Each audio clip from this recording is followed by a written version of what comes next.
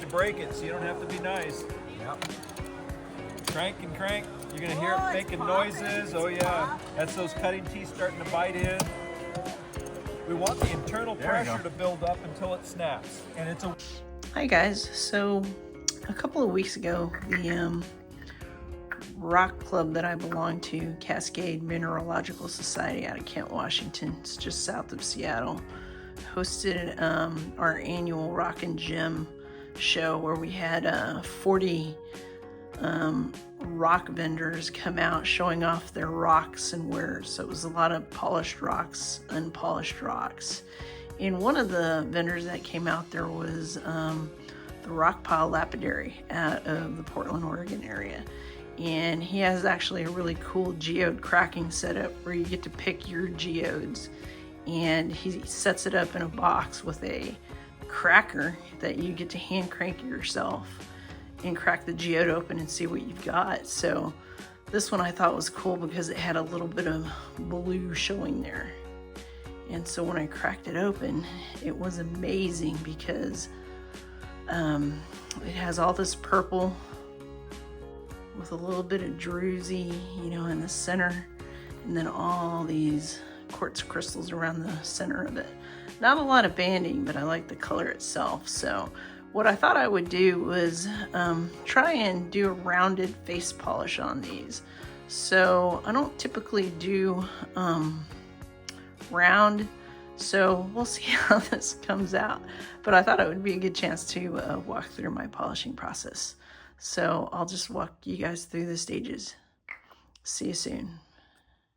Okay, so this is my high-tech diamond flat lap that I use for a lot of my face polishing and cabochon polishing. It's a simple tool. It's got a variable speed drive, and so it spins at different revolutions. Whatever you set it at, it's got a very simplistic cooling system with a water feed and a drain that looks exactly the same as this. I need to upgrade this, but I haven't yet. But normally this comes with a 180 disc, which is steel like this, diamond plate. Then it's got a bunch of composite, what they call smoothing discs and polishing discs. So it starts out with a 180, goes to a 325, then a 600 grit, and then I've got a 1200 grit, and then a felt pad for typically 15,000 or 14,000 paste grit. There are other plates to buy that you can add to that. So typically when you are trying to grind down your surface of the rock in preparation for polishing, you need something that's a coarser grit, typically like a 60 or 80, maybe a 120, and then you can start out with the 180 disc that this comes with. So because I had smaller 6-inch discs from my other flat lap that I printed, right now I'm choosing not to purchase another 60 or 80 grit disc because I want to say they're like $80, so they're kind of up there in price, and I'm gonna wait it out. So I do have a 220, so I'll go probably 180 to 220 to 325, but all my rough grinding and basically sizing of the two faces is gonna be probably on this 80 grit. So I will get started. All right, so this is a pretty big rock that doesn't quite fit on this disc, so we'll see how this goes.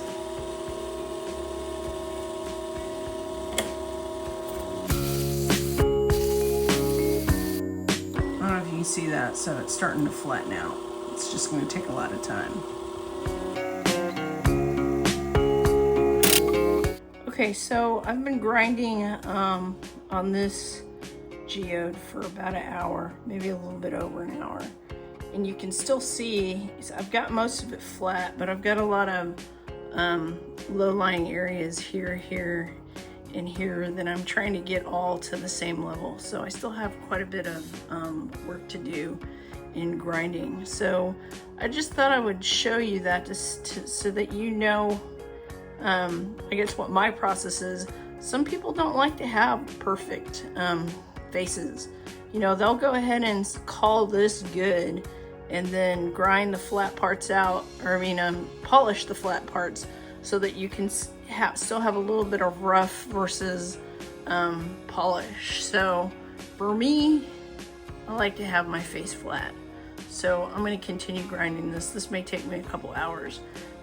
This is also the reason why a lot of people invest, $800 to $1,000 in a vibratory flat lap, because you basically just put this face down on a vibratory flat lap and leave it for 24 hours and it's done. So you're not standing in front of a flat lap doing this. But to me, that's that's the fun in polishing rocks. So just thought I would show you that. Okay, so I have finished grinding this down with my 60 grit disc, and it's pretty flat. So this one I'm actually trying to round out the edges. I typically don't do that. It's a little bit hard for me to do that on a flat lap versus a cabbing machine, but I'm gonna try it out. So I left a couple rough spots here, but for the most part, I think it's got the contour that I want. So I'm gonna move from the 60 grit to the 180.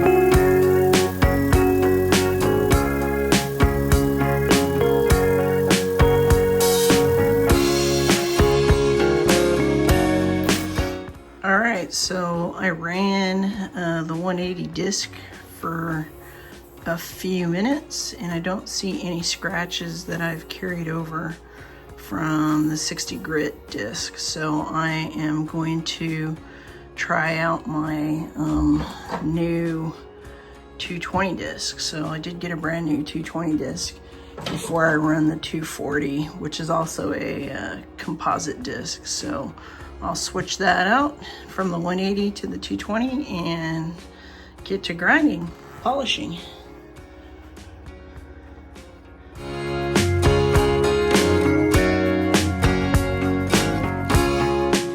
Okay, so the 220 did a pretty good job of removing all the scratches from the 180.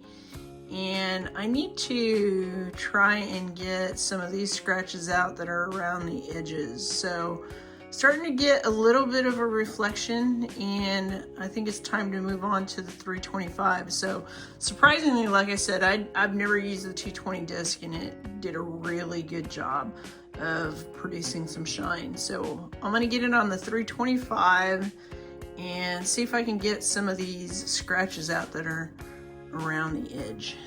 So here we go.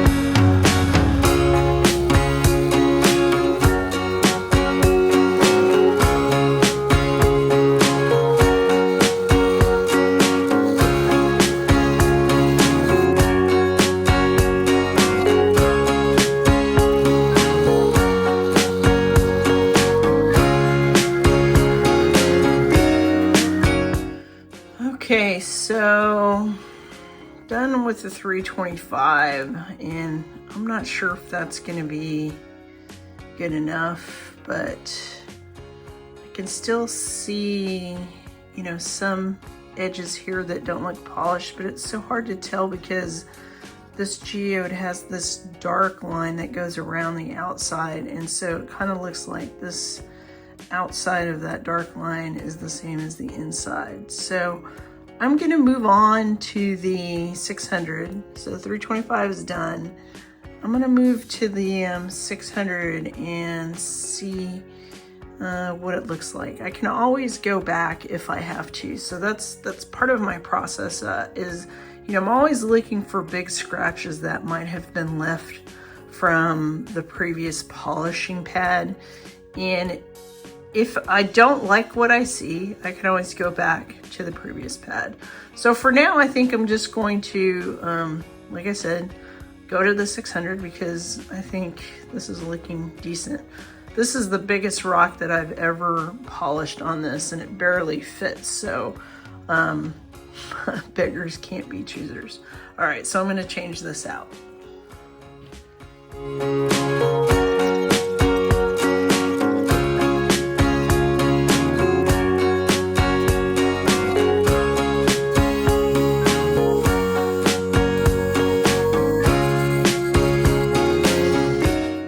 All right, so that's 600 grit, which is looking pretty good in terms of shininess, but you know, I like to dry this off and inspect for scratches. And so when you take a look at this, and I'm gonna try and see if I can show this, you can tell everything is good up to right here, this corner. So you see those scratches? Those are scratches that are left from the 325.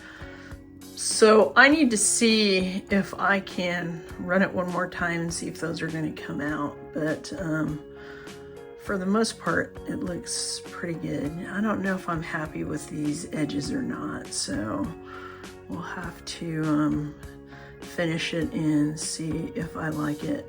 And I may come back and redo it again, at least the edges. But I need to try and get these scratches out. All right, so see you in a little bit. Okay, so I spent another couple minutes on the 600 and I can't get this out. So that's the trials and tribulations of rock polishing. It depends on how much of a perfectionist you are, and I'm gonna go back. I can't stand having this one corner scratched, and plus I can see that little scratch right there. I can see that scratch too. There's a couple scratches right here. So I obviously did a really bad job in that corner. Everything else looks fantastic. I love the finish. Man, that looks so good with 600. But it's gonna bother me, the fact that, see that blemish is there. So this whole side I've got to redo. So I'm gonna go back probably to the 220 and redo it. So I will see you in a bit. Okay, so I went back to 325. I didn't have to go back to 220, and looks a lot better, I think. So we will move forward. So this is after 600, not bad. And I'm gonna move to 1200 now.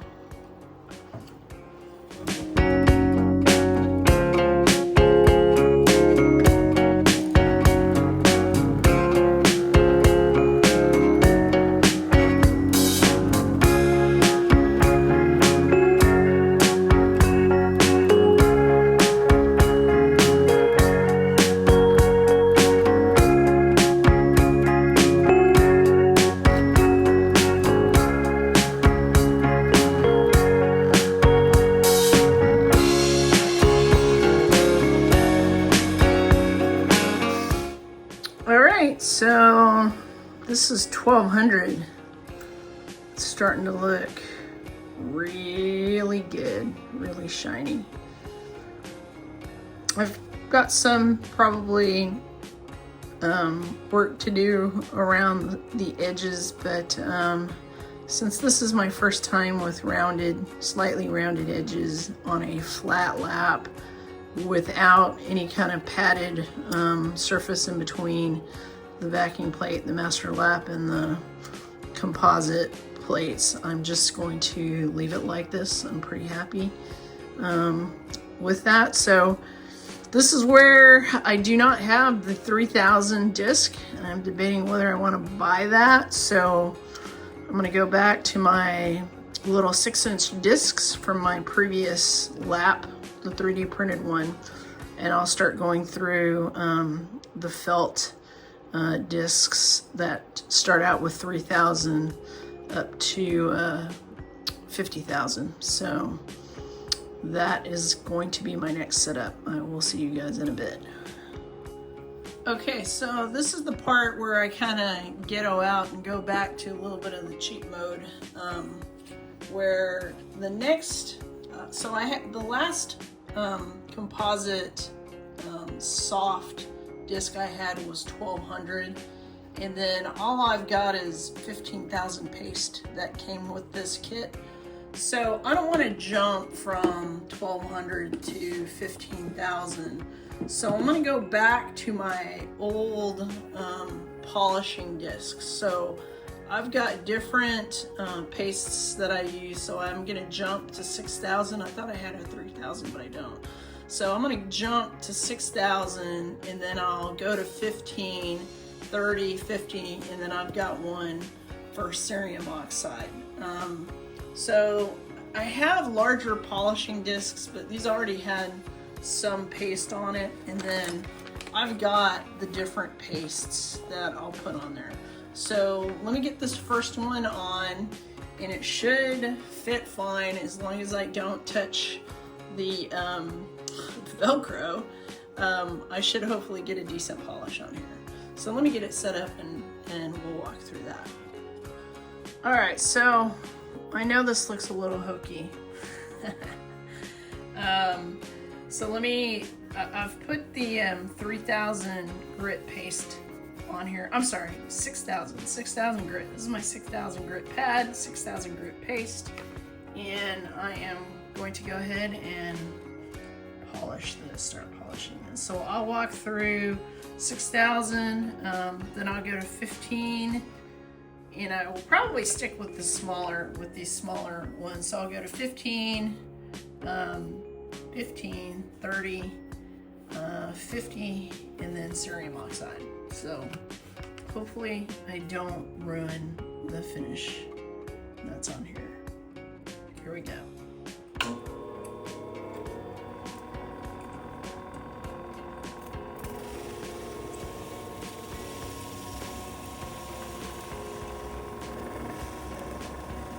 So these polish pads, like I said before, tend to want to really grip to the surfaces of the rocks just because they're felt. And so if you're going to do this, I would caution you to really hang on to these, because they could go flying, and then that would just absolutely ruin everything that you've done for the last couple hours. Or more in this case. I want to say the 60 grit, just roughing it out because this was a cracked geode, versus a saw cut geode. It had such a rough beginning that I had to flatten out. I mean, it took me probably 3 hours just to get it flat on 60 grit. So this one altogether probably took me about 4 hours, which is way longer than what I typically spend. I can usually do a big batch in that period of time versus one rock, but this was special. So I'll see you in a bit. Okay, so pretty happy with that. That is 15,000. It's the one corner that I'm not 100% liking, but might be a little bit too picky, but that is 15,000 polish, which I think looks pretty darn good. So I might just skip to 50,000 and see if we can get it any better than that. But I mean, normally that's actually where I would stop. That's pretty cool. So let me swap this out.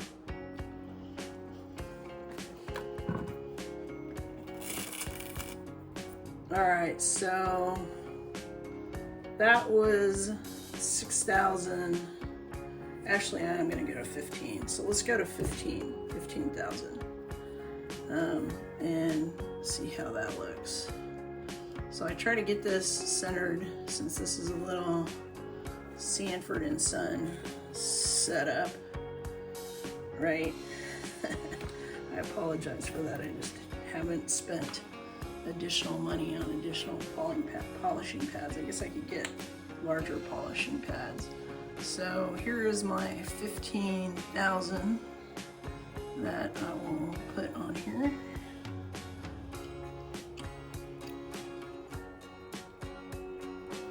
It doesn't take a lot to get it polished like that, so I think that's good.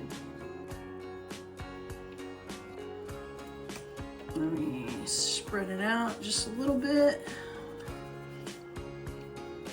Maybe a little more. Right here. All right.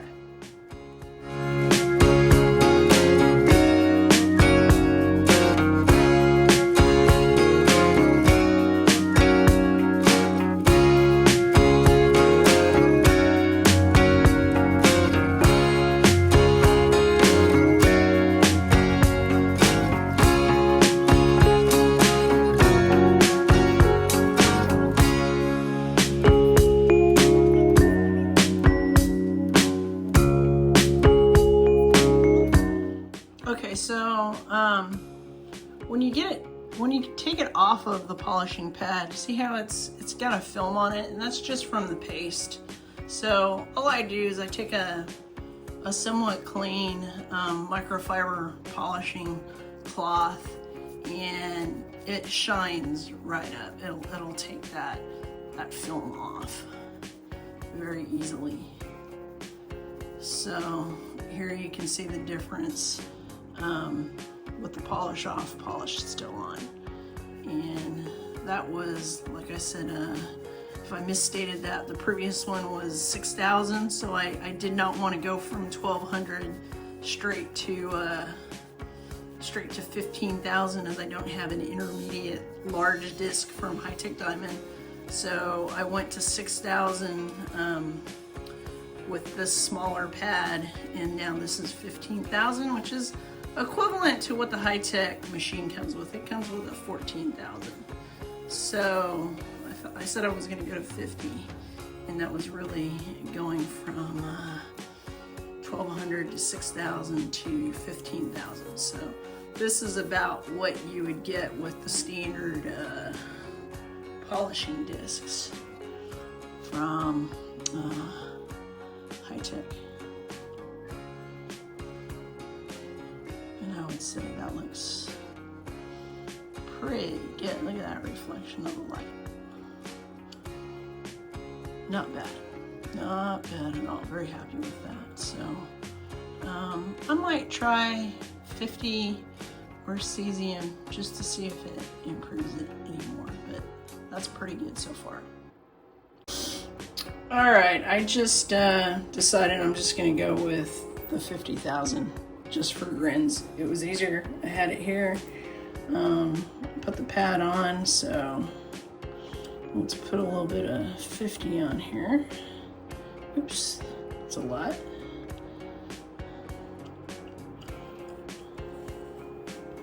Don't need much, so it's probably good.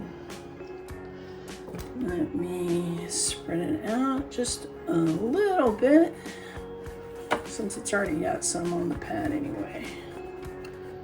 And let's see what we've got. All right, so this will probably be the last polish I do on here, since I'm pretty happy.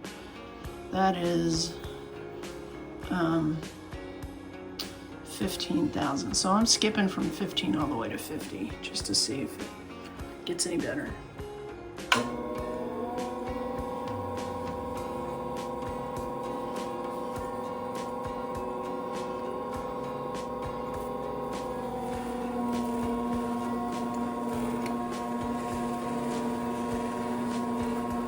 The other part of this that I forgot to mention is, you know, on smaller stones, you kind of have to watch the heat, because this actually gets your stone hot depending on how fast you've got it set at.